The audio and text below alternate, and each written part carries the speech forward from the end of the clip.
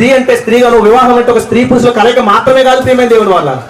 ఒక స్త్రీ కానీ ఒక పురుషుడు కానీ శారీరక కలయిక వల్ల వచ్చే సంబంధం నిలుపుకోవడానికి మాత్రం జరిగే ప్రక్రియ కాదు ఇది.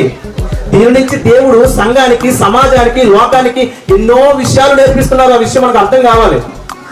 ఒక పురుషుడు నిలబెట్టి ఆ పురుషుడును ఒక క్రీస్తుకు సాదృశ్యంగా, మరి వరుడుగా ఒక పెండ్లి కుమారుడుగా క్రీస్తుకు సాదృశ్యంగా ఒక పురుషుడు నిలబెట్టి ఆ పురుషుల్లోంచే తీయబడి ఒక స్త్రీ, మీకు అర్థం కావాలి. ఎంత నేను చెప్పాను, హవ్వ గారిని ఎక్కడి నుంచి తీసాడమ్మా దేవుడు?